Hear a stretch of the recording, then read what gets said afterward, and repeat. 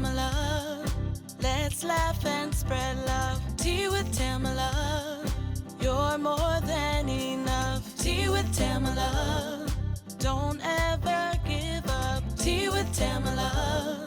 Come and fill your cup. Tea with Tamela. Hi, guys. Welcome to another episode of Tea with Tamela, where we're sitting down over a warm cup of tea and we're talking about everything from faith, family, food, football, and everyday moments in between. I am so thrilled to have you join me. We're officially back with season 2, so we're super excited about that. Today, I have joining me none other than dun, dun, dun, dun, How y'all doing, my people? partner, who I get to do life with, Demario Davis.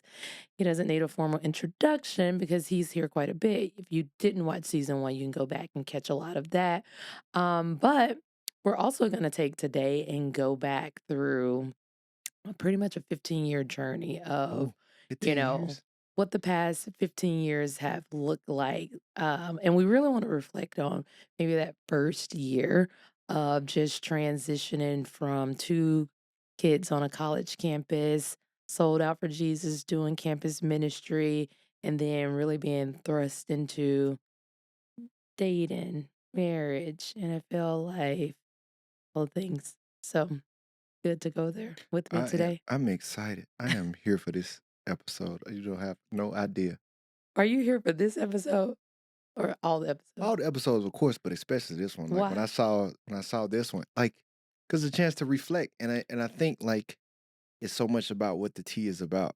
It's like everybody sees stuff on the surface, but they don't see the behind the scenes, and Mm, that's what the tea is about. Like going into those deep layers. Like people don't know what was going on in the first year, or they just think we're here 15 years in. it was easy 15 breezy. years, going into our career, 15 years going into marriage and or a relationship, and like they just think it just happened, but that foundation had to be laid. It happened. And so it's like it's so much. I'm excited to go back because I started to think through some of the stuff and how I look at them different now and what I saw then and what was going on and how I perceived it versus where it was in reality and where it is today, and some good, some bad. And so I'm excited to dive into that. Well, I think it's one of those things where I like diving into it because I don't know if people understand like all the major life transitionings that were happening like at a rapid rate Mhm. for two young adults. Um it's one of those things where we met, got engaged, married, and got drafted within a year and a half. Mhm. And so those were a lot of major life transition At moments one time. at one time where it really forced us to, not that we hadn't grown up, but I think to grow up even more, Mhm. because the real world was really knocking on our door. So I kind of want to start with just like the whole meeting and getting engaged and getting married, like some people know the story, some people don't. There are different ways that they can go about picking which side is facts, truth, Mhm. and which side is made up. And your side is usually the side that You know. doesn't have a lot of truth to it. Wow. Okay. Okay. We'll see. But, us meeting, like, Mhm. we met in a medieval literature class, at Arkansas State. I think it was actually your birthday, like, the first day that classes actually started. Mhm. I'd done undergrad at Russ College. Shout out to all my Bearcats Russ out there. College. Oh my gosh, don't do that. You're Yeah, we was hanging out with her at her parents' house. And I was like, hey, so Russ College, telling me about Russ College. Russ College. That's what she said. listen. That's how I remember Russ College. Listen, Russ College, that's the place to be, one of the best HBCUs out there. Mm. Defined so much of who I am today. But went to Russ College for undergrad. You were at Arkansas State for undergrad. And so when I met you, you were actually in your last year Mhm. um, of undergrad, Yeah. and I was in my first year of grad school. So it wasn't like we'd known each other or, had crossed paths year after year on this college campus, but Mhm. I was fresh to the scene at Mhm. Arkansas State and got the opportunity to meet you in a class that was mixed with grad students and undergrad students. Um, and the rest is history. I mean, this guy like really hunted me down and was Okay. was so was so not taking no for an answer. And so finally I You know had your followers is not gonna believe that. They know you too much. You know they gonna know that's not how what it do you happened. mean? You know that's not. Okay, let me tell you guys this. So how it happened was we ended up into. So first of all, we kind of got like one of those meet your love on college campus stories. You know, kind of like I think that happened in Drumline and it happened in Drumline. Stomp the Yard. They met their love, I guess, for the Oh, movie sake on college campus. So like any movie that's like that, that's our story. okay. Um, we didn't know each other prior to coming to college, even though we lived 45 minutes away, or grew up 45 minutes away from each other our whole life and met at a college campus that was 4 hours away from my home. Yes. So, very fate of God type of situation for us to even encounter each other. And how it happened was I wasn't even supposed to be in this department. Like I'm in an English department, I'm a communications major. So I had, finished all of my general education classes within my first 2 years on campus. But somehow something happened at the beginning of the year where they said I didn't have enough liberal arts and science classes. That was my first time even hearing that term. They said I didn't have, and they don't know what my academic advisor, who was on point, by the way, Lily Zing, I think was her name. Shout out to Dr. Zing. They said you messed up, but I don't think you messed up. It was something. So I remember like being thrown off. Like now I got to go do all these classes. So now not only am I doing my communication stuff and playing football, now I'm back to writing papers. So I was like, okay, I'm gonna lock in. So I started wearing a suit every day. I started creating a block schedule so I can plan out time to do my homework, write my papers, and do all this. And I was also off the dating scene. I had He was off the I was, dating scene. I just had took a little time alone with me and God, had got myself together. And so I was locked in and focused. They messed my schedule up. I told them I didn't want to take medieval literature if I did have to take these classes. So they booked me for another class. And the day of that I go to class with her, my academic advisor calls me in and says something got messed up in the system again. And you can't take medieval. I mean, you can't take the class that you select. You have to take medieval. Mm, So it's like, all right, one hurdle in front of another, at least I thought. And so I come stumbling into class late on that first day. late, and I don't typically do late. However, I feel like since I've started to do life with Demario Davis, I am always late. But people who know me know that that wasn't my thing before. Hmm. My mom was always late though, so Wow, you just threw PG under the bus. PG gonna have something to say about that. so I guess I'm supposed to Our be kids' grandparents in is PG, just so you guys know. in a in a late family, a family that's always running. Well, I will be late for you. Remind you guys, I was on point prior to this, and I just so happened to come into class late that day. And it was circumstances that were outside my control. That was thank the Lord saying, be prepared to be late going forward. So anyways, I rolled into class, you know, and I'm sitting on the front row. Tam sat in the back left. So I saw her when I came in the classroom. She's right by the door. So you would think that she's, as a class, gonna be the first one to leave, but she's very much a socializer. So she was talking to one of her friends in the Very much class. a Now we socializer. were the only two of our complexion in the classroom, so of course I noticed her. But at the time, I'm focused, guys. I ain't looking to connect with nobody or nothing like that. So as I get ready to leave the classroom, I hear her tell a friend, "All right, girl, I'll talk to you later. Bye." And as I walked out first, I heard her walking behind me. So I didn't pay it no mind. The next time we came to class, same order of events. I get ready to leave. She's talking to her Oh my friend. I goodness. notice her. We still haven't spoken to each other. As I get ready to leave the class, she say, "All right, girl, I'll talk to you later. Bye." So at this point, I'm like, I So think he's this. watching me closely and he's eavesdropping on my Can I finish the conversation story? with my classmates. Can I finish the story? You can finish your side of the story, but I just want to help lay the foundation of, Please. how he chased me down. So I said, I told my mom, I said, "This girl in my class.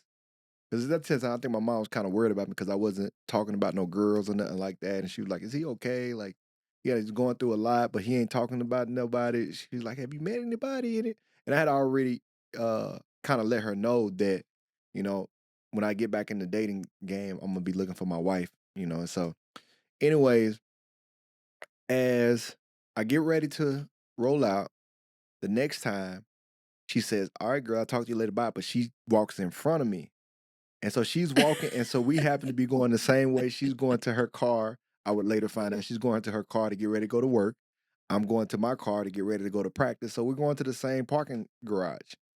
And my first thought was, well, I think this girl is waiting for me. I'm not sure. I'm not going to just say she is, but let me test it out. Let me test it out.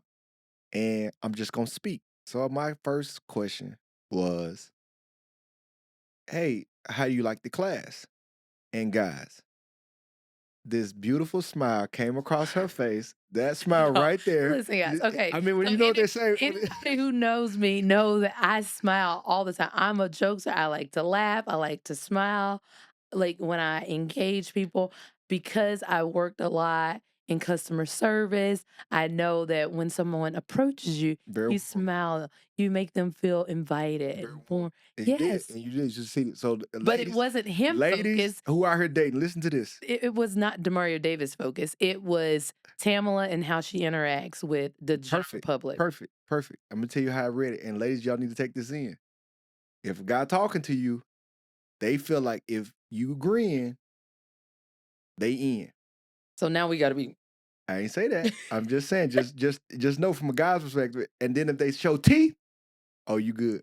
I You I good. don't I don't agree with that. I'm not okay, ladies. I'm just trying to. I'm telling you what you the signal that you putting out.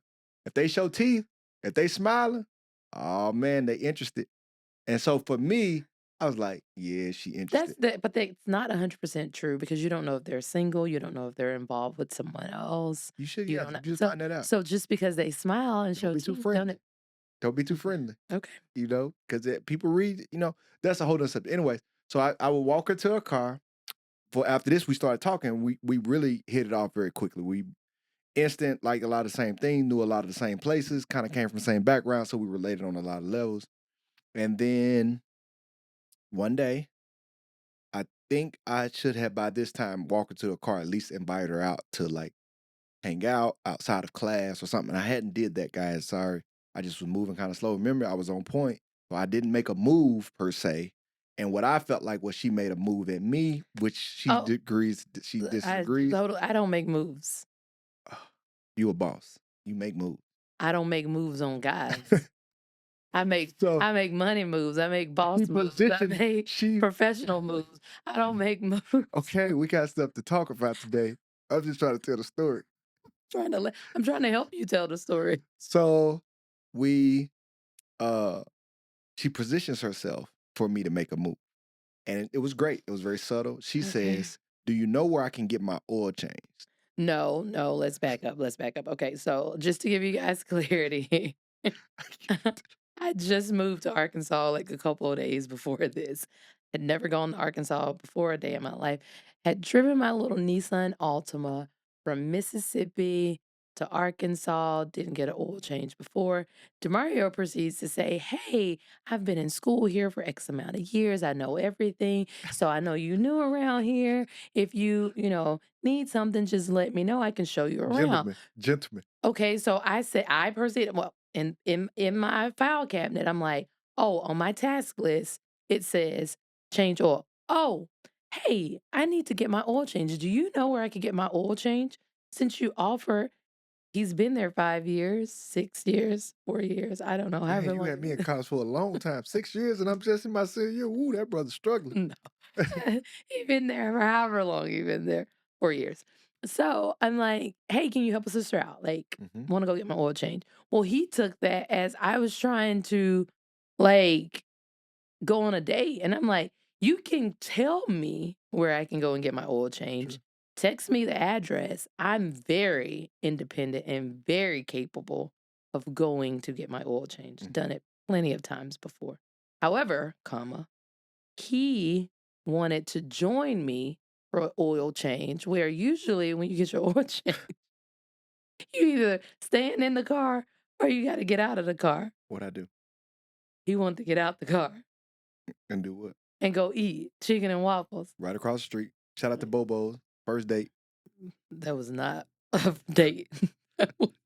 Where she proceeded to tell me she was a relationship expert.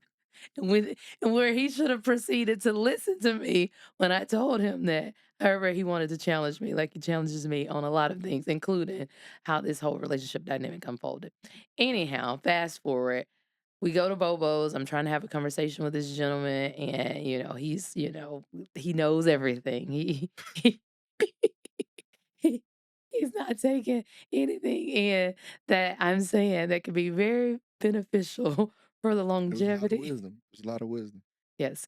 And from there, we just hung out. We were great friends Mm-hmm. for quite some time. Mm-hmm. He asked me to be his Valentine. I said no. I had to think about it. Mm-hmm. So he kind of chased me down after that. So we met. It was January, like I don't know, first week, second week of January. Mm-hmm.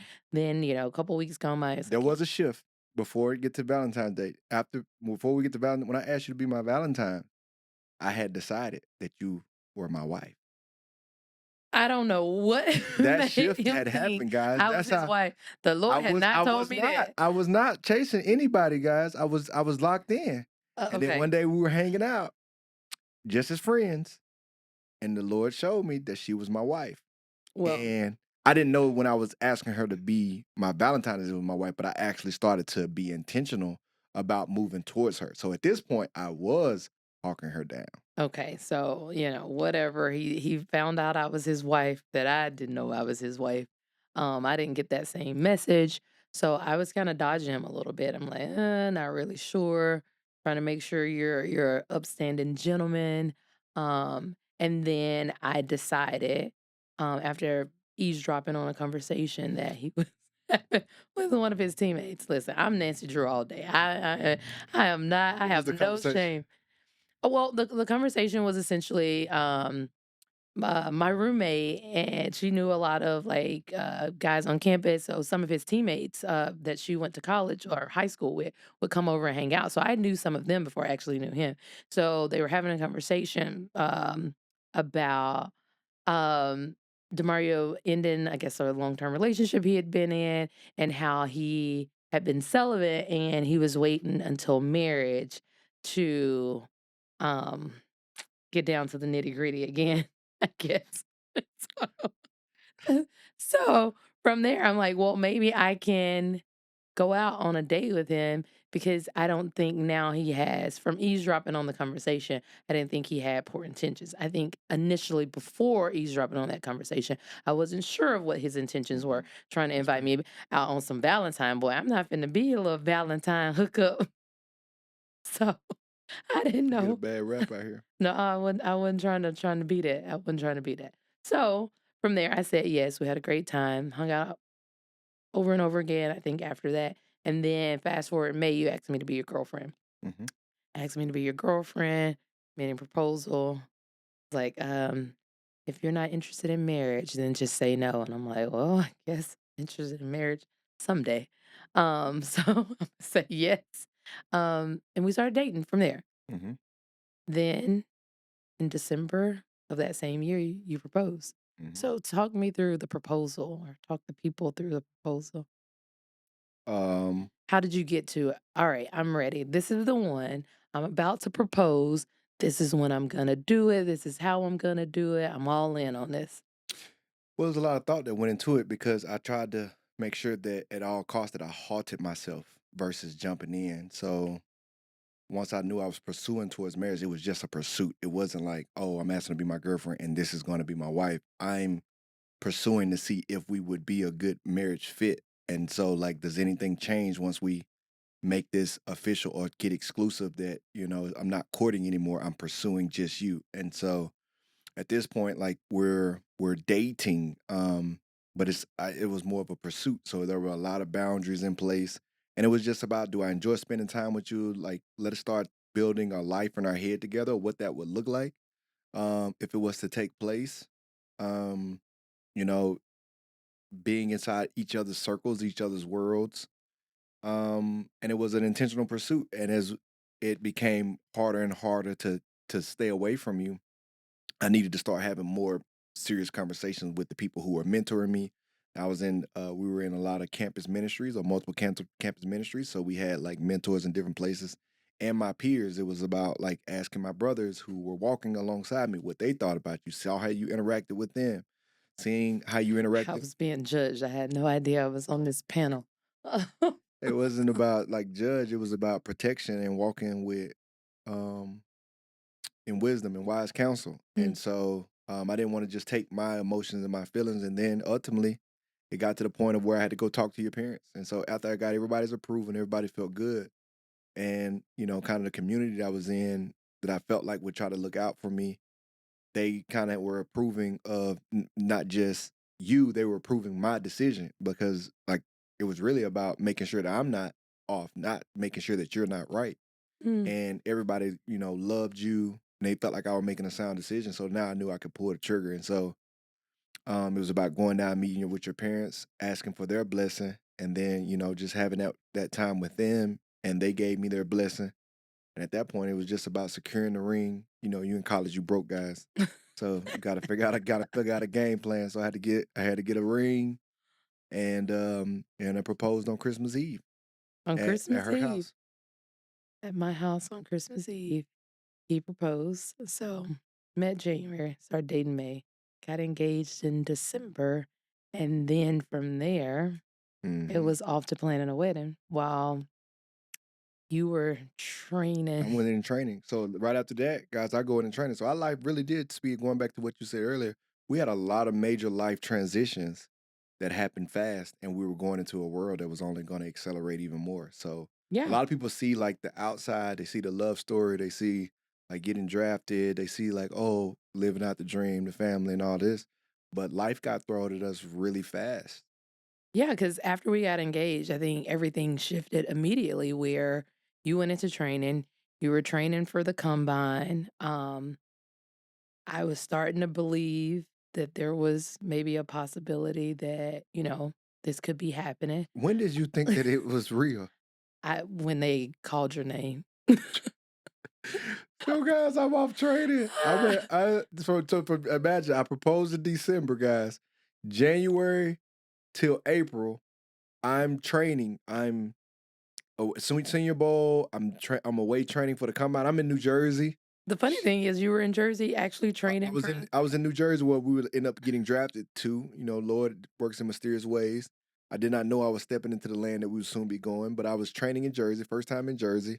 So I'm away this whole time, staying in a hotel, training 3 times a day, isolated from the world. And we're talking. And so at that time, Tam and I are going through a book called Things I Wish I Knew Before I Got Married. things I wish I S- knew before I got married, sacred Sacred marriage, marriage. and we were doing some premarital counseling Zoom wasn't even a thing then, Yeah, so was it? over three-way Yeah.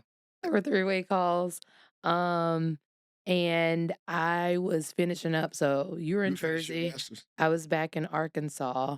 And I think I remember you saying like, "Hey, like, I'm gonna get drafted and we're gonna have to move. So, like, what's your plan here?" And so I loaded up the rest of my classes and did the 12 hours, 12 or 14 hours of grad classes while working two jobs. Hmm. And you trained. Hmm. And then we were trying to discuss planning a wedding at the Hmm. same time. And so we were waiting to hear from agents and things of that, like, what's the best time to plan a wedding, being that it's like so much that's going into like this training process and not knowing what it would look like if he were to get drafted. Hmm. Um, and so that was a lot that we were kinda, like, thrown into at the same time of, like, trying to figure out a lot of things where we didn't have a lot of clarity or direct information. Hmm. And so with that all that planning, all those different things taking place, I don't think I realized, like, what was actually happening. Now, I don't know a lot about sports. I Hmm. mean, that's obvious, I Hmm. guess, and I really didn't know if this was like something you dreamed of that was actually gonna happen, or there's gonna come a time where you're gonna be extremely like disappointed that Mhm. it didn't happen. That's fair. So what was it like is planning all of those different things, preparing for all those different things before you're actually like in the moment, name getting called? Like, how was that on your end? So yeah, and I think like the level set for people like to for you guys to understand is something else that people may see us on the surface, but they don't understand. Life was getting sped up as you can see, but we process two totally different ways. Yes, absolutely. We So definitely processed it 2 yes. different ways. So for me, the way that I process, I'm very not necessarily spontaneous, but like one thing happens if it creates a level of excitement, like it can be a force multiplier for me. So it's like for me, proposing, getting the wife, then getting invited to the Senior Bowl, then getting invited to the combine. It's like all this stuff that's feeding the dream. Like all these things coming together. Like I'm getting excited and creating more momentum. So for Tam, she's a much more of a processor, and so it's like man, like to have all these major life moments happening at one time is it's not succinct. It's not order. Where it's like man, it can be overwhelming. Yes, So it's very like much overwhelming. so one person is being kind of, is fueling and one person is kind of being overwhelmed. It's like these two are colliding inside of what's about to be a marriage. And so it's Yeah. like, that's what was kind of going on. So for me, I think on the lens of all of that, as the training was going on, it was like, oh, this is about to happen. That's why I was calling like, oh, this is for real. And it didn't become real to me, I think, until I was a sophomore in college. Like I had been dreaming of going to the NFL, but I went and looked up my name on what they had called draftstock.com. And I was like the number 9 linebacker in the country. And it was like, okay, well, if it's only 9 linebackers to get drafted, like if the first 9 get drafted, like I'm gonna get drafted pretty high. And I'm like, oh, so that's real. So I literally wrote it on my room door like I wanted to be a first day draft pick. Like that was my goal. So like I just started, and coming from a small school, like your chances are slim. We had a few guys who had did it, but just chances were slim. But I just locked in on it. And literally my senior year, I'm meeting my future wife. Football was going good. We were undefeated in the conference that year, ended up winning the championship. And like all these things are kind of coming together. So it's like your life is kind of the things that you desire or want are all coming together. And then you go into January. So I propose. My fiance says yes, and now I'm gone. And she's planning a whole different life. And she's preparing for a life that so she can't even see the vision because first of all, Tam ain't she doesn't come from sports, so she hasn't been thinking about sports in that At parallel all. or At anything. And all. so for me, it's like I'm building a vision for what is about to take place, and she's building a place, which is not bad. She's building what would be like a contingency plan. It's like if he gets disappointed, this doesn't happen. What are we going to have to go to? Like he's going to have a plan, and I wasn't planning that. And so you see why it says, man, it's not good for man to be alone, guys. This is just the beginning. So you can see, like she was planning if things were to go left, which you always should, because don't expect that it's gonna go the way that you want. And though a lot of things did, it didn't always go that way. And so yeah, so that's where it was. And now I'm getting drafted. And then April they call my phone, and it's just so much pandemonium where we are. My mom screaming, everybody in the neighborhood screaming because we had a big draft party at my grandmother's house. And I just remember getting off the phone with the team owner, the head coach, and the GM. Mhm. And I just remember hugging my mom and just saying, like, we made it. And it's just like a dream come true. And it was like, because you just dreaming, you don't know. You putting that out in the air, hoping it happens, but the chances of it is so slim. And we were there. And then I just remember like looking at you, It's like, "Oh, God, and he's actually pretty good."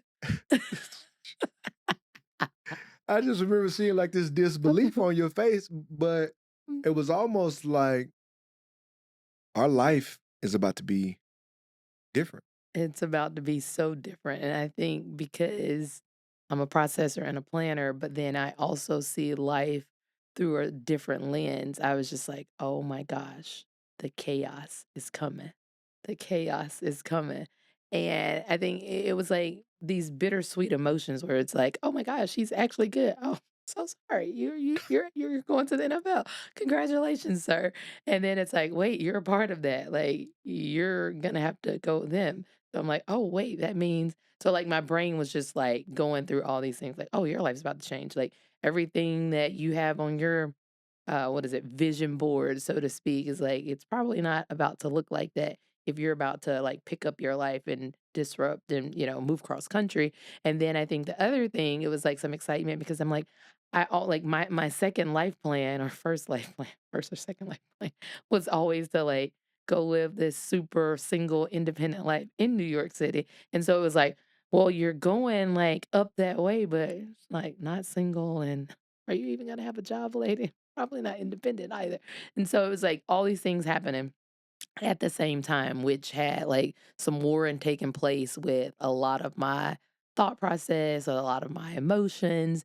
And so I just really, really had to sit, I had to journal, I had to figure out some stuff along the way. But I think the biggest thing too was we were both from the South. And Mhm. so can you, like, talk about, like, what it was like, being these 2 kids, like, from the heart of Mississippi, Arkansas, going to, like, one of the largest cities in the world to be put in this 1% bucket, and with everything else that was kinda, like, taking place? Well, I think before we even go to that, I would say maybe you should talk about it because that's a world that people don't see.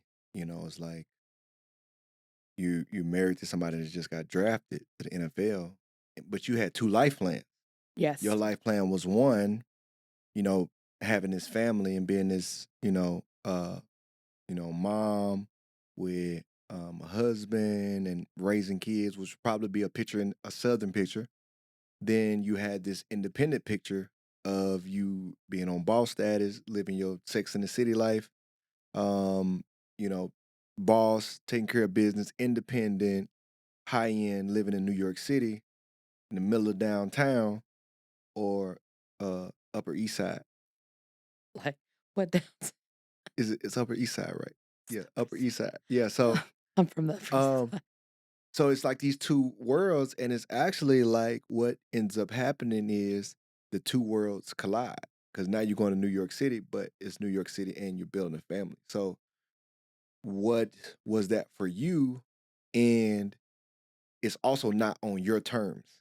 Mm, I think that's big. It wasn't on my terms, and I think it was challenging because then I go from, not just planning this wedding, but planning to move um to a big city, trying to figure out I'm still trying to hustle out the rest of these classes, putting in notices that, I'm leaving these work projects. And so it was a lot of things that I'm like, wait, like it seemed as if everything that I was involved in or things that I had going on in my life, it was like I'm deleting these things.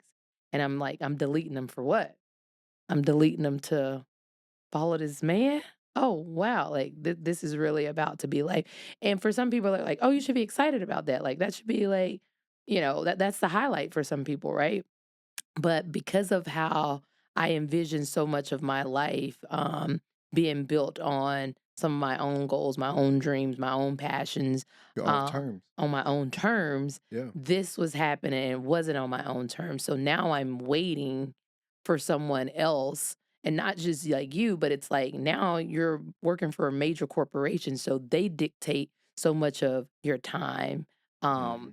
like where you're They're moving telling where you're to. They're moving to. telling you what day you have to be there by. And then because you have to move and shake, there's a lot that's left for me to attempt to figure out because there's not always a welcome packet of welcome to the league. Like, this is how you execute Yeah. everything, Mrs. Davis. And so it's like, Their turn oh, package is football only. and Very minimal football. life. It's a lot We'll of help you move football. we'll help you move your stuff and get you somewhere to stay. But get to this facility We need you and at the we'll take it from facility. there. We'll take it from there.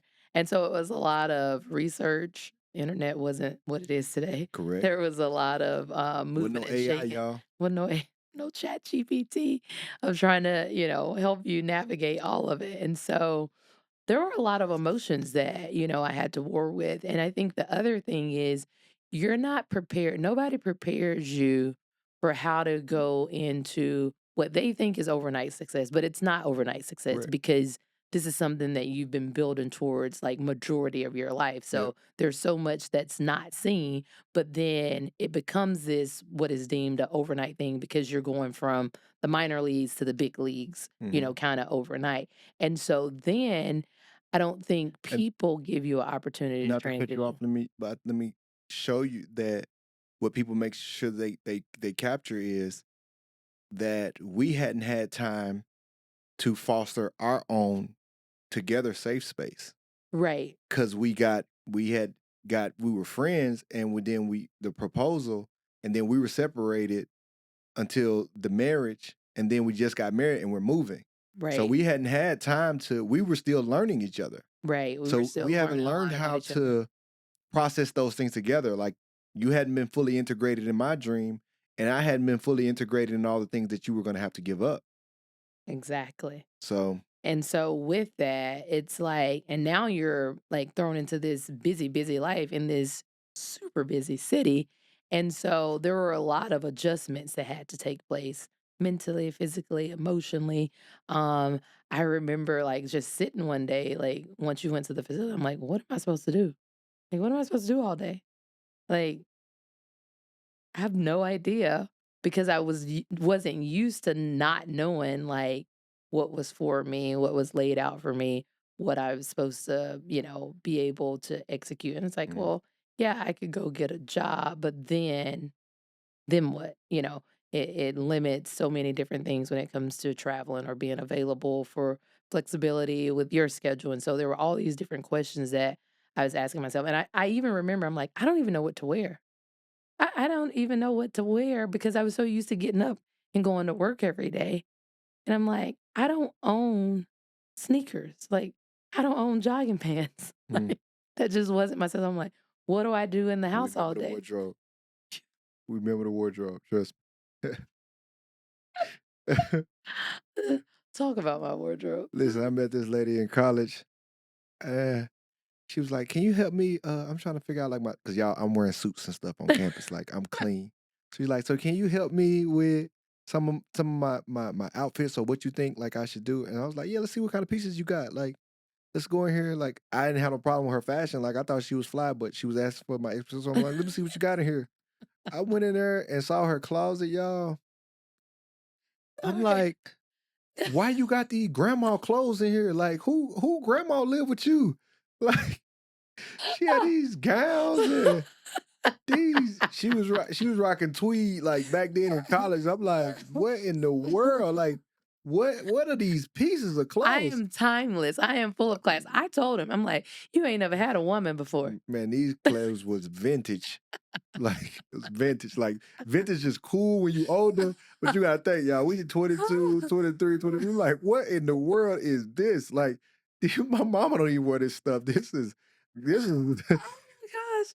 I'm So y'all crying. gotta believe Oh if she my gosh. was dressing I like she need was tissue. 45, 55 then, you gotta think what her mind did now. Oh You my know, I'm gosh. just saying. Demario. No, I'm just saying, I'm just being real, honey. Okay, you got me crying over Okay, here. okay, but I'm just saying we remember the Oh no. wardrobe. She did not own sneakers and she did not own sweats, y'all. Whatever we was rocking in college, guys, we was 20 years behind. I'm just letting y'all know. She was I'm sophisticated, like, what sophisticated. am I supposed to do? Oh my gosh. And that was quite the challenge. That was Mhm. quite the challenge of like just really finding my rhythm and learning how to sync with this new schedule, these new demands that were on you, these new demands that were on me, some that I was all about, some that I was not about. And it goes back to kind of what I was saying. Like nobody prepares you with how to transition into like this immediate success, because you're going like from college. Usually, like you go to college, you get a job, and like Right? you climb the ladder, right? Yeah, And this is like boom, boom. So it's like a big climb, yeah, and nobody teaches the people around you how to respond to that. right. And so then there are all these people that come in and they're almost suffocating, and not because they're trying to be. They're excited too. They have their own emotions that's coming with what is happening. Some of it is excitement, some of it is like we all made like there's all types of things that's going on in everybody's mind, everybody's actions, and it becomes overwhelming. Mhm. And so I think I just want to hit on like that first year of marriage, like how overwhelming was it for us to try to maintain our own morals and values, to stay connected to each other, to stay connected to our faith, um, to be like good stewarders of all these things that we've been entrusted to without compromising who we are. We're in this big city, we're on this major platform. Like there's all these things. So like what were the pros and the cons, I think, of that? Or how did we navigate that first year? I mean, I think like even like listen to it now, and y'all, this is real time. Is I'm surprised that we survived that first year. Yeah, It's I'm really by surprised the too. grace of the God because Like in hindsight. like because it didn't feel like that, but you could feel what was happening. It didn't feel like that where I'm saying now, but you see how much the grace of God covered it. Mm-hmm. Because on one side, like when I go to the facility, everything about the life is ballooning for the athlete.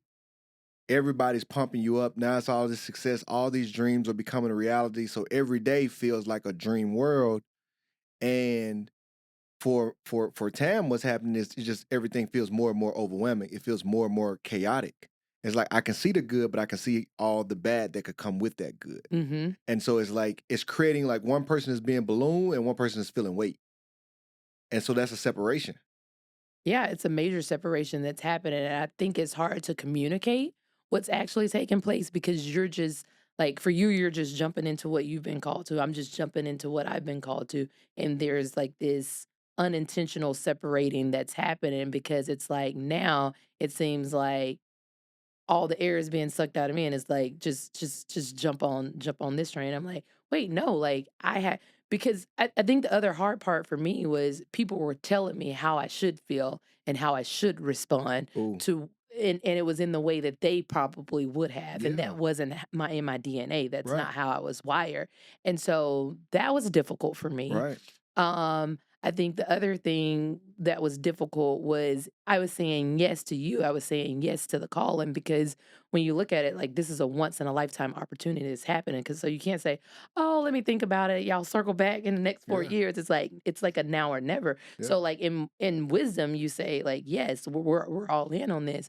But it was hard for me to redefine like who I was and what I was gonna be called to do in partnering and co-laboring with you in this space. And so it's going from again, this super boss lady, super independent, had my own path to, domestic engineer, wifager, Hmm. I was like, well, I didn't go to school for this. Yeah. Like, I signed up for something different. Right. And so, but then it was learning all of those things Yeah. because there's not a, hey, here's the transition plan for you guys one on one. So a lot of it you're learning as you go, and there's not a guide, which is why I'm like so big on how do we coach young athletes? How do Hmm. we prepare individuals to transition into this space? How do we create guides where the things that could have destroyed us, the things that we weren't prepared for, that we had to learn to navigate on our own, the things that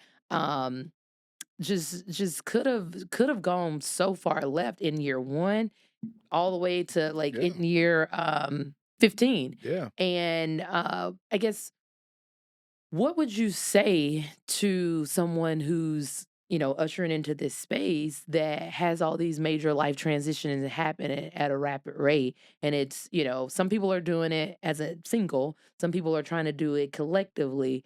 What would you tell them? Like what tips would you provide? Man, as I listen to it, like I'm just thinking of how much the grace of God was covering. So number one, your faith needs to be rooted because you Yeah. need that Holy Spirit power. But I think like things that I think that sustained us, what kept us warm was number one, we loved each other so much. Number two, we were good friends. And because of that, even in those hard seasons, I think we had a glue that was holding us together through the separation. So it's like Yes. you kind of got these two pieces of bread that's being moved away from each other, but it's a lot of jelly in the middle that's keeping us sticky towards each other. Yes, and not a lot of people, and I didn't realize this till later, and having different conversations, not a lot of people are friends with their spouse, Hmm. significant other. And I think had we not developed the friendship that we developed before dating, and had we not been committed to that part of our relationship Hmm. above all else before, that Yep. transition, I don't know how sustainable Right. the relationship of marriage would have been because we had to learn to be able to, be in a place of as your friend, Yeah. this is where I stand, as Yeah. your spouse. And sometimes as your friend, I'm standing on a completely different ground that I'm standing on as your spouse. Yeah. But knowing how to turn that on and off and when that's needed versus when it's not needed, when it's healthy, when it's not healthy. Yeah. I think that's huge. And one of the tips I would say, like, especially somebody coming into this place, like, and guys, we have Hall of Fame life. Just so y'all know, like, for people who do need that direction and guidance, and well, everybody need it, but who's looking for something practical. Um, One of the things I would tell guys from the guy perspective is keep your eyes on your spouse, because that's really the real life. Um, what we can kind of live in is like a fantasy life. Like Mm, the game is yeah. surreal, and everybody want a piece of you, and it's really just because of what this space does to people. People see this huge industry, these celebrities, the Hmm. money, and so everybody feeds into that. And what's usually happening is the reality. Like the spouse is who you would be if you didn't have this. It's the Hmm. reality. It's how people really view you. Like the people who really matter are the people who treat your spouse with respect, with an even greater respect or the same level of respect that they treat you. And you got to really keep your eyes on your spouse. How people treating your spouse, that'll tell you everything you need to know about the person.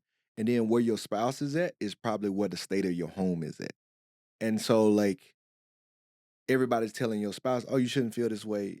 You got the dream," and the spouse is like, "Well, that's not the reality. You don't." And so That's and it's not. hard to know how high you're off the ground when you're in the balloon. That's You good. People on the That's really ground know good. how high you up, Right. but the people in the balloon, you can kind of tell, but you can't really gauge it. And so it's an improper gauge. It's like when you're in an airplane, you can see down to the ground from the clouds, but people on the ground, they can't see. You still on the other side of the cloud. They can't even see you. It's like, so I think like keeping your eyes on your spouse is a good gauge to be able to balance what you're hearing from the outside and what you're hearing from the inside. Because a lot of times that natural energy will go to like, why you tripping? What is it? It's like, don't you see all this? And then everybody outside is like, don't she see all of this? They telling her, don't you And see I'm all of like, I this? don't want all this. And it's I'm like, like, I'm good. well, it's not like I don't want all this, but it's It's like, it's not it's it's not what you making it out It's to be. not what you're making out. It's like you're not looking at what all of this is costing me. Yeah. And it's like it's some people they aim towards all of this. Like this was like a dream that you had been aiming towards. And for like some Mm. other women, that's like they're looking for a catch like Yeah. you. And there's nothing wrong with that. Mhm. But that wasn't like in my Right. flow chart. And so it's like, well, I signed up for Right. because when I signed up, this hadn't happened. Right. And so there's all these things where people are telling me how I should process it, Mhm. what my gratitude should look like, or like, why are you complaining that you had to quit work? I'm like, well, like, there were things in there that define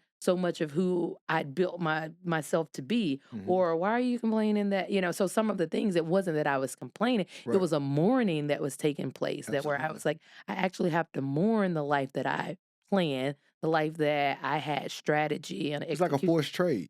Yes, It's like a forced trade. So people saying you should be. It's like if you got traded to a new team and somebody forced you to trade. You should be happy you're on this team. Like, don't you see how great this is? Like, I didn't ask to be traded.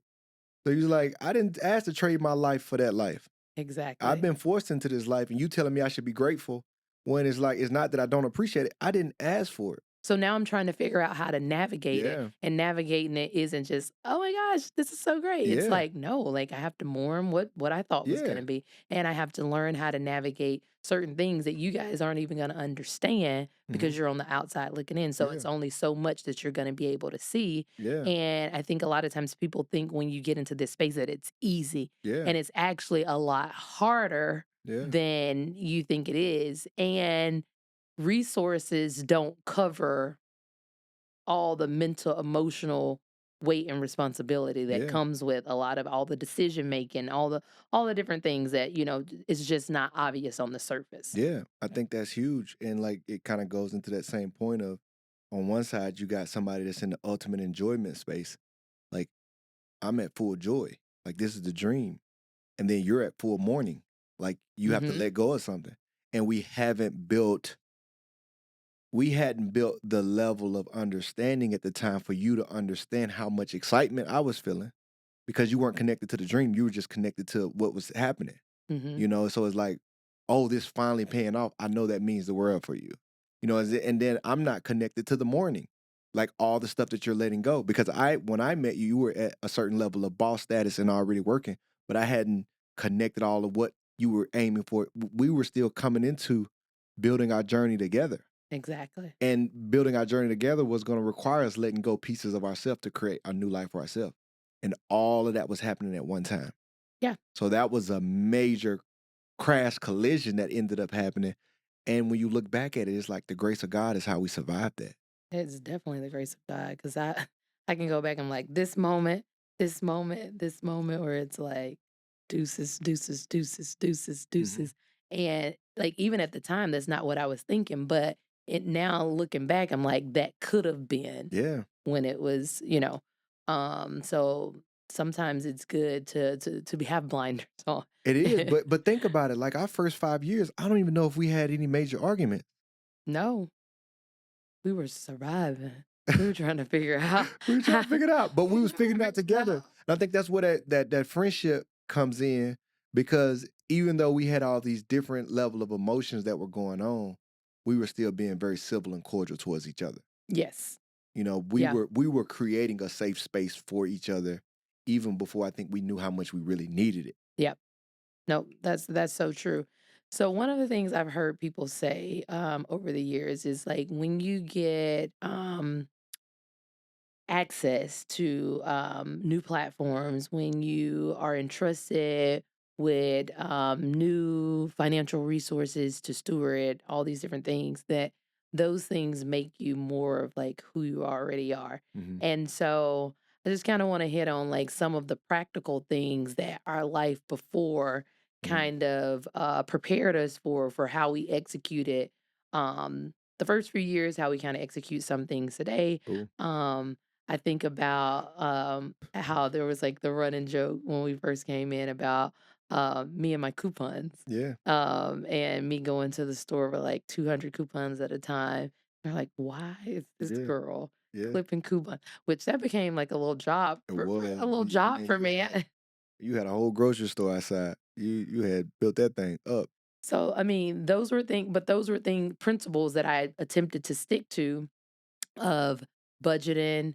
I was a big Dave Ramsey person, which I remember our financial team, like, they were so, like, tickled when they first came in and we interviewed them, and I had, like, all of these envelopes of money, and they're like, why do you have so much cash? And I'm like, oh, well, in this notebook, this takes care of this. And in this envelope, it takes care of this. And they were Mhm. like, oh my goodness, is this how you guys have been living for the past 2 years? I'm like, Mhm. yes, absolutely. So, what were some of those things like that you feel like it prepared us to not like come in and like go crazy like some people think people do?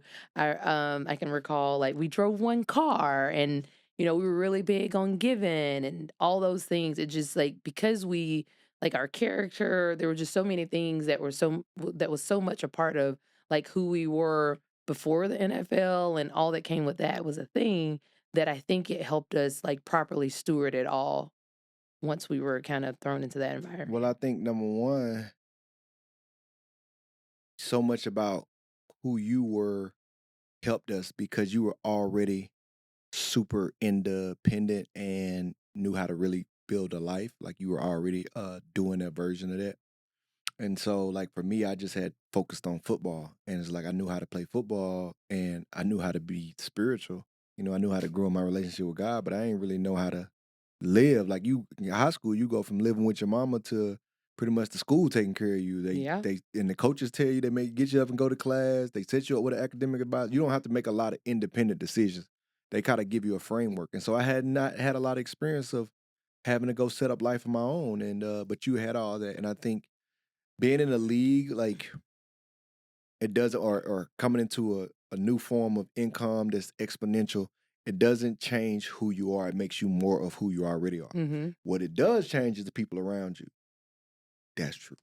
Um, That's y'all y'all just sip on that. you ain't see, you ain't see people colors till they get around you where you done hit a new level. Man, they switch up. But um, I think so much of who you were already, how did you make that jump when your life changed to at the midst of managing these really big things? So you already have a system that works. You've found a system that's already flowing. And you may not feel it's perfect, but it's working for you and it's outpacing your peers. And then you kind of come into a new world that's not on your terms. And it's a lot of major transitions. Now you got a marriage, now you got a new location, and you no longer on your terms. And but the momentum of the life is exponential. Mm-hmm. So it's gonna make you more of who you already are. So how did you process all of that? I think it was processing. It's almost like I had to do a brain dump. So, you get a scratch piece of paper or scratch Mm. piece of whatever, and you're dumping everything just as it's coming to you. And then from there, you have to sort it all. You have to create what I like to call buckets. And from there, I had to work on each bucket to be able to gain clarity on what was taking place. Again, mentally, what was taking place emotionally, what decisions I Are you wanted to make. brain dumping because it's a chaotic mess Because it's going? a chaos. I mean, it's chaos. It's like so because things are happening Yep, faster than you're able to process. And yep, I'm super analytical, yep. and I'm a You like processor, to, as it and comes in, you like to I sort like it. to sort it. I And like to right now, it's sort it. so much coming in, It you is so can't much sort it coming while it's in, it coming in. makes it hard to sort it. Okay, so you So got to get it all out I got to get it all so you out, can see it, so I can see it. and then get your baskets and your buckets. Basket and buckets, and And, be able to say like, what am I saying yes to, what am I saying no to, and why. okay. What am I feeling, what am I thinking, and why. Hmm. And I had to be able to go through those processes, because if not, I feel like I just would have like lost it all. I probably would have cracked up a little bit, because I was becoming more and more overwhelmed, and I'm trying to balance um who I was previously. I'm trying not to compromise, because that's the other thing that you have to learn when you're being in a place, when you're having a transition, I guess, Hmm. into a place that you hadn't prepared. It's like there are so many things that's pulling at you, and Hmm. they're telling you who you should be, who you should become, Hmm. how you should function and operate, how you should make decisions, what you should wear, what you should not wear, what you should Hmm. spend, what you should not spend, what you should drive, what you should not. So there's all these different things where you're like, oh, whoa, like, do I want to Yeah. fit in? Do I not? Like, how Yeah. much of this do I want to buy into? Is this a part of the lifestyle? So there are all these questions happening, and all this information is coming in, and then all of these parts of you is like trying to compete for all this new information.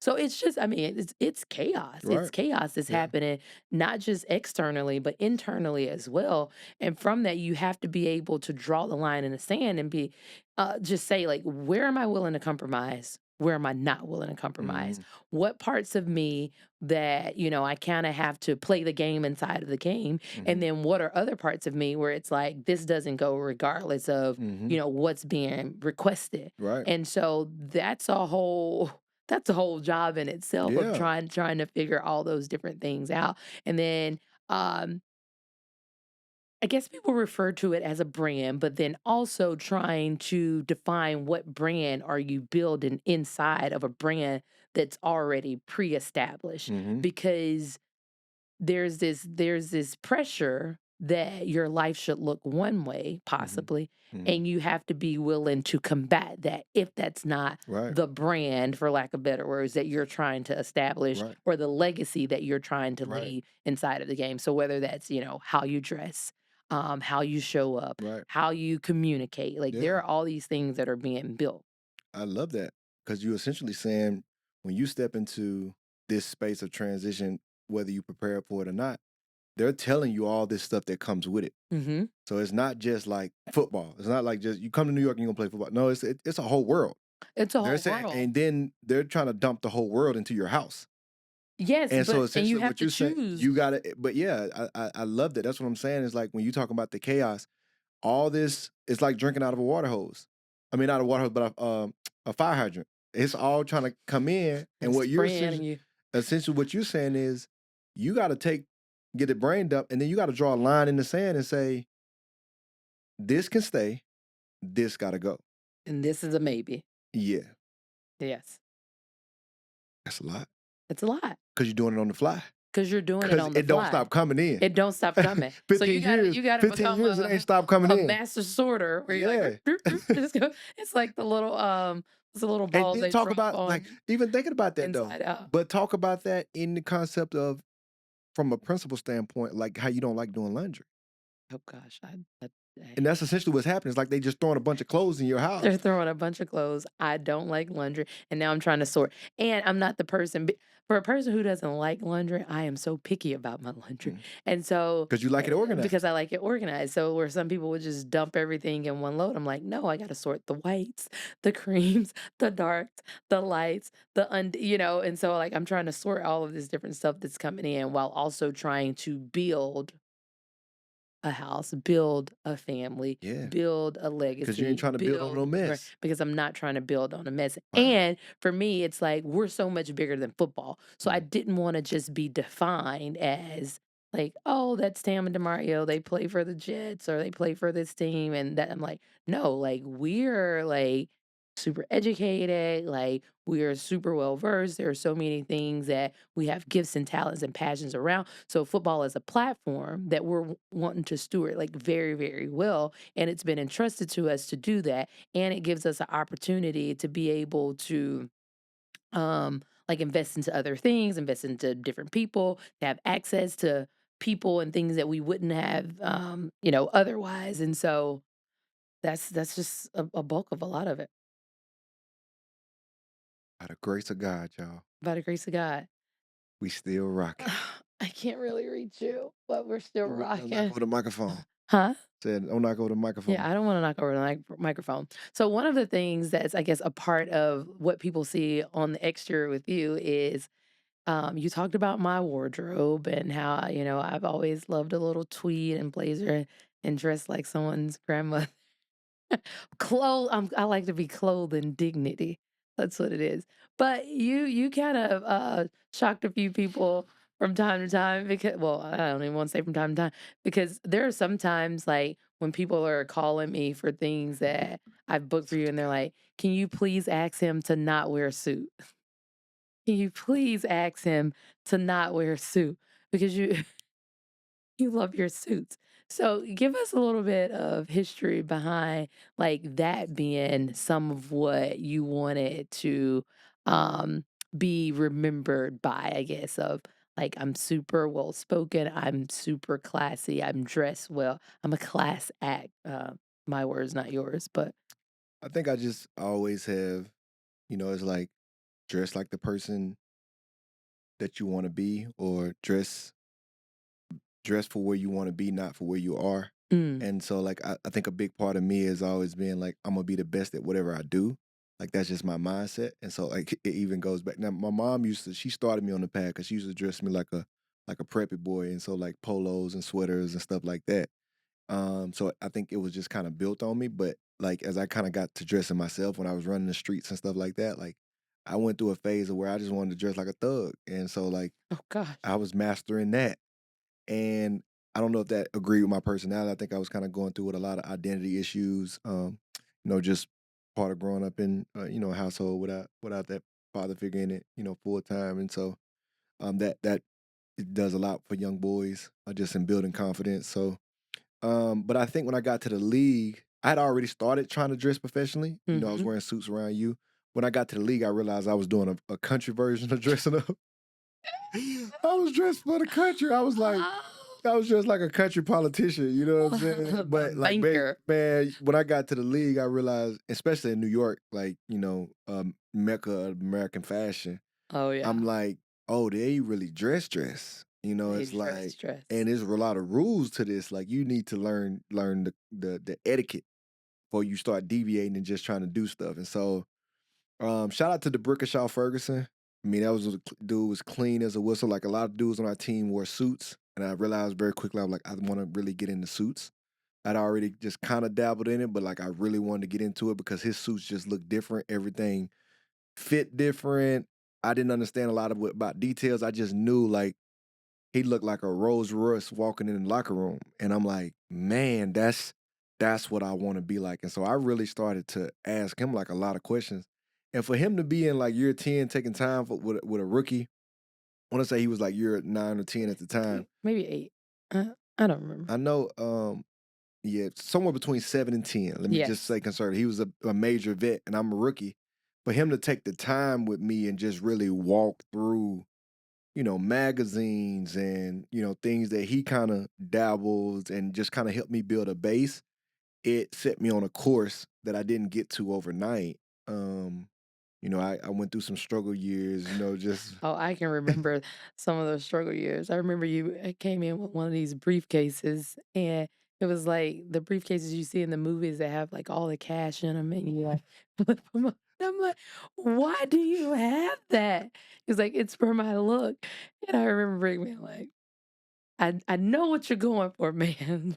but he got me a briefcase. He got me my first Let briefcase. me help you out. And it was a small briefcase. It was very nice. Look, I didn't even have the clothes to match that accessory. It's like, but he was the beginning of being upgraded. And so I kind of got on that journey, and I remember a coach kind of telling us like, this is a big time business, and you guys need to look like it. And I was like, Mm. okay, well, every game I'm definitely gonna wear a suit. Like that stuck with me, and I just started to work. But then I think I was able to meet some really cool guys that were able to help me customize my Hmm. brand. Shout out to Brian Bespoke Alexander. Like he took some of my thoughts and ideas of where I wanted to go, and he really set me on the path. That brother, he does a lot of players in the league now. And then, shout out to one of my newest friends is Joseph Hines with Affluent, and between those two, they helped me really come up with concepts and ideas. Like I remember one year I kind of looked at I was watching Power, and I'm looking at Ghost on Power and looking at his brand, his wardrobe, and I'm like, he's a boss, but he running streets at the same time. He in the streets to the suites, what we say. Yeah, we always And say that. I'm like, I like his look, and so I kind of talked with Brian, and Brian, kind of walked through and came up with some pieces that he was able to send to me. So it's like having guys that can kind of go with my vision and where I'm at.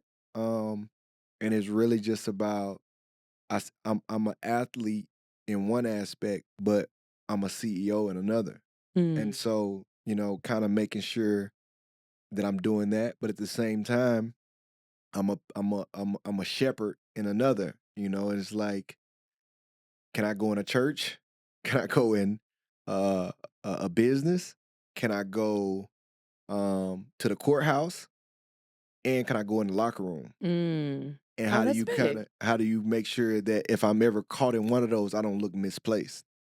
And so it's like that's kind of where my appeal going to, because like these are things I'm already dabbling in, but these are also offices that I could see myself in, and so that's how that's where the evolution kind of came The from. evolution of Double D, Mr. EO, Mr. Ghost, Mr. I ain't Ghost. I'm not Ghost, people. I am not Ghost. That ain't, I was the like, devil tried to throw them bags at me. Man, I shut them things off like Emmitt Smith. oh, shake them off, But shake no, them I off. was actually trying to catch them like a receiver. God was stiff arming them things. Thank you, Lord. Praise the Lord. Praise the Lord. Praise the Lord, saints. Man, I dropped. I probably shouldn't share that. Yeah. Yeah, please. Listen. I got a history, y'all. I mean, I got a history. you ever see that meme on Instagram and say when me and my friend get through with the podcast and like the police outside, I'm like, we don't want no police out here. I got a I history, don't know y'all. what this brother did before me, so he is in here. God dang, man. I'm gonna sit right here and give my tea. I'm like, y'all take him. I'll be down there with the Now, bail let me money. tell y'all something about Tamela. This will be my tea. My tea This for your the day. tea for me. This is my tea for the day. Let me tell y'all something. Don't confuse it. Tam is the most loyal, loving person on earth. I ain't nobody trumping her. There ain't nobody trumping her loyalty. Ain't nobody trumping her love. I can promise you that. But two things she ain't finna do for nobody. Except for our kids. For the kids, she might. I'm telling y'all kids, when y'all see this, she might not do it for you. And don't judge your mama. She ain't finna die for nobody. And she ain't finna go to jail for nobody. Two things she don't play about is jail and death. And I'm telling y'all, don't y'all try to life and freedom. Don't try to come for my wife's loyalty or her love, because I'm telling you it's real. I done seen it, and ain't nobody passing that. But so the people telling you they'll die for you, and people tell you they'll go to jail for you, don't confuse that with love. Don't confuse that with love, because I've seen it. I've seen it. People like, I want somebody that's willing to die for me. Listen, Will y'all. you die for me? Die for me. I'm like, going to jail for somebody is foolish. That's foolish. You do not have to do that. Listen, So I don't know. They say snitches get stitches, but I'm snitching. Y'all have to stitch me up. Because I am not going down. you already looking like Frankenstein. I'm like, All them stitches. him upstairs. He's upstairs. Oh, well, okay. I am grateful that you joined me today. So let me ask you this question. One last question. This is my exiting question. Something I guess you could leave the people and me with. Okay, so if the NFL did not work out for you, you know, because I was trying to help you cultivate a plan I for it. got the perfect answer. Come on with it. I'm ready for that. If it didn't work out. So if it didn't work out, what do you think you would be doing today? What was your backup dream? Because people tell you, and I hear this all the time, don't have no backup dream. If you got a backup dream, you not focused on the dream. Like, I don't know, you know, all of these different things. I'm sure you heard some of that. You probably said some of that. I don't know. But did you have a backup dream? God had What do me you think? covered. My backup plan, I would have been Pamela's husband. Whatever she had going on, I would have been supporting it, because she had a full vision, y'all. Okay, And y'all Tamara's seen it. husband. You seen it lived out now. So I'm Okay, getting the best of Tamara's both husband. worlds. So I'm getting ready to roll into So my you was gonna second be career a now. domestic engineer? Whatever you needed. If you needed me out, she wouldn't let me be no domestic engineer. She would be like, we gonna get these kids taken care of. You gonna get up here at the school, even if you gotta be a janitor. You gonna work. I ain't coming home to you and you told me I got the house clean and my food made. I can cook when I get home. Look how she laughing. You getting up into the schoolhouse, I get you a job. And don't you lose your job. Don't embarrass me in front of these people. I would have been Tamela's husband, y'all. Tamara's husband. Let me run the show. I was doing that when we went to Super Bowl and you just won. That was Tamela's husband on He was display. being my husband. Cooking bread. Cooking. And we got trophies. Cooking bread. And this So I'm saying, I showed you. I'm saying, I showed school substitute. you. had me substitute teaching. He was I've like, been I'm playing going to the NFL. I'm like, young man, you gonna have to go to work until they call you. I Now was telling him you I'm ain't going been to the NFL and I'm substitute teacher. Yeah, I made him go to work.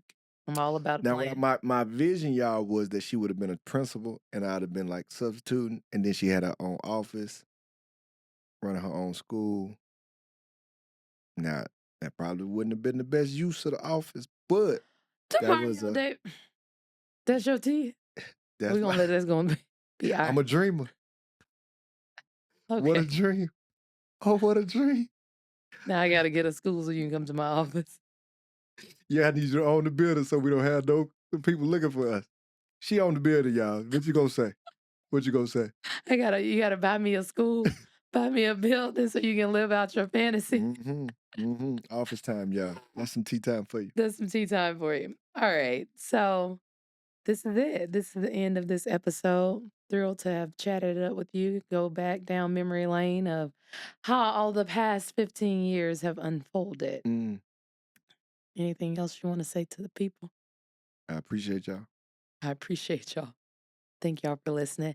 Listen, if you don't have your reminder set every Wednesday, 5 p.m., new episodes dropping. You can find us on podcast. You know what podcast is on your phone. Yeah, the You Apple got it now. Podcast. The Apple Podcast Apple is the Podcast, the one purple that's one. the purple one.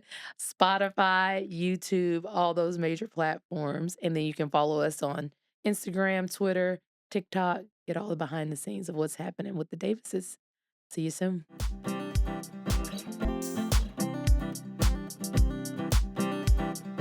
Tea with Tamela. Let's laugh and spread love. Tea with Tamela. You're more than enough. Tea with Tamela. Don't ever give up. Tea with Tamela. Come and fill your cup. Tea with Tamela.